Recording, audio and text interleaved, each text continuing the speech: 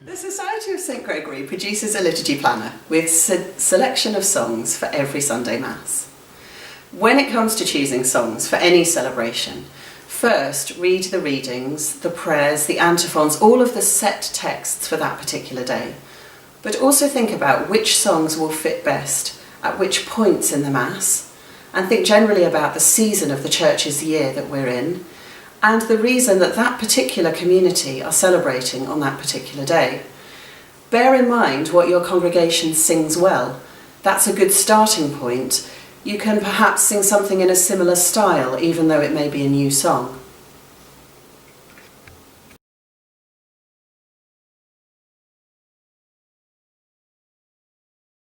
All the way through the Bible, we're encouraged to sing a new song to the Lord, in the Psalms, in the New Testament, and in the Old Testament.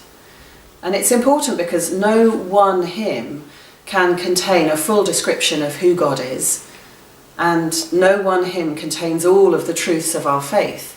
We need a variety of texts. And as we continue to learn more and more about God, we need new texts which help us sing more about who He is and what we believe.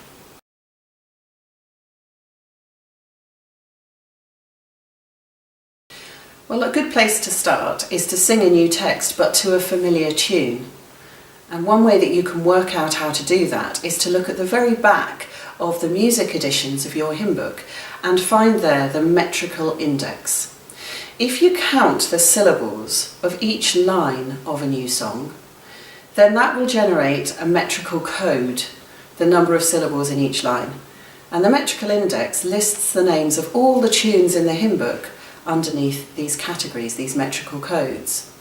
And I just want to explain that the list is the name of the hymn tune, which may not be the most familiar words, the beginning of the verse or the beginning of the chorus. So, for example, something as popular as When I Survey the Wondrous Cross is listed in the metrical index under the tune Rockingham. And you'll soon find out which ones you know, and you can always check by looking back. It's not a foolproof system. So, for example, some very different tunes have exactly the same meter. The one that we sing, To Tell Out My Soul, has 10 syllables in every line, but so does the tune that we sing to the words Abide With Me. So it's important that you sing through the new words to the tune that you've chosen to make sure that the mood matches and that the poetic stresses also match the stresses of the music.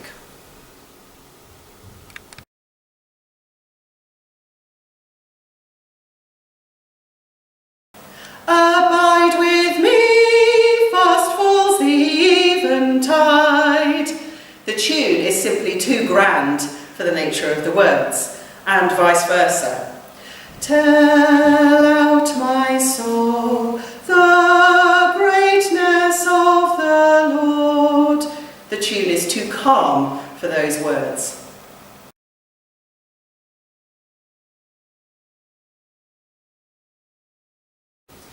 So how do you set about introducing a new song to the congregation?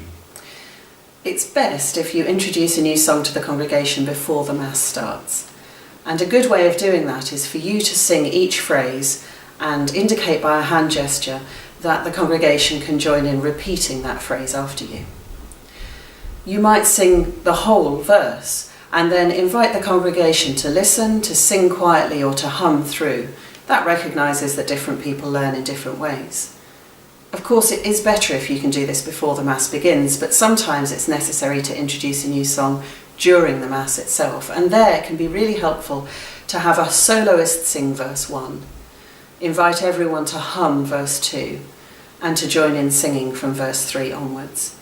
If this is something that you'd like to learn more about, then I recommend John Bell's book, which is called The Singing Thing Too.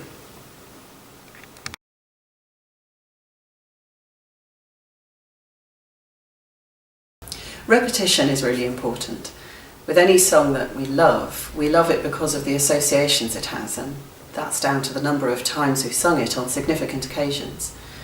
And it helps us to learn by repeating things. They become familiar. We take them to heart as we remember them. So it's important to repeat songs a few times to give them time to bed into the parish repertoire. And that's also part of the process of learning. So we might introduce a new piece by repetition on one Sunday, having it being played as a recording or by your music group while people are having coffee after Mass perhaps. And maybe the next Sunday, having it been sung as a solo or by the choir, and then the following Sunday, inviting the congregation to join in singing, by which time it will be familiar to them.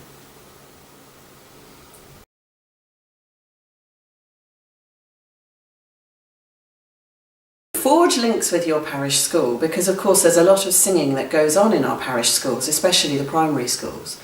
And as a new cantor, you might learn a lot from watching how the music teacher in the school introduces songs to the children. And they might well welcome your input. It's a really good idea if the music that's being sung on the Sunday parish masses matches what the children are singing in assemblies and prayer services at school.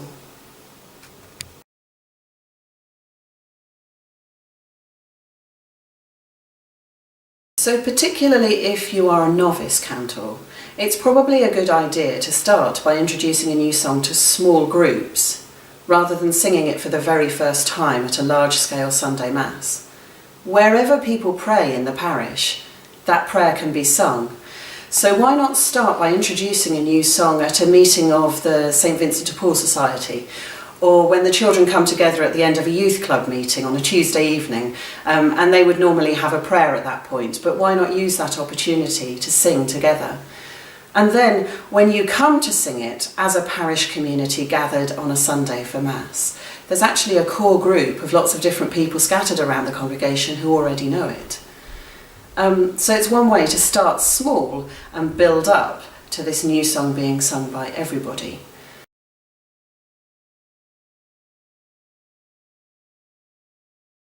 There can be a resistance to singing a new song.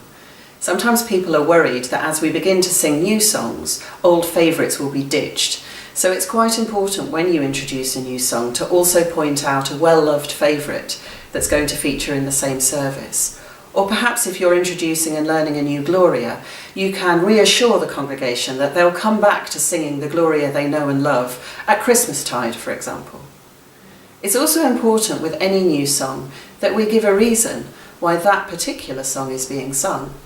And that reason might connect with one of the readings or prayers or the season, but it might also be, as I've mentioned before, because it's one that's being sung in the parish school, or in order to stand in solidarity with one of the nations in the world that is in particular need at the time.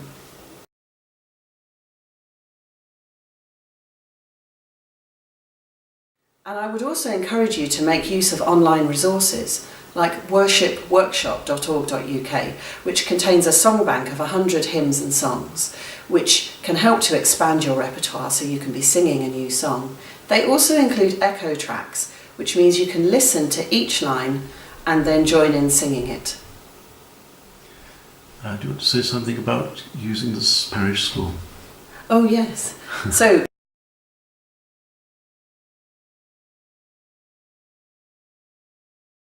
do priests have a part to play in congregational song? it's really important that the priest sings along, even very quietly if he feels self-conscious, because there are so many faithful Catholics who look to the priest for guidance on their participation in the liturgy.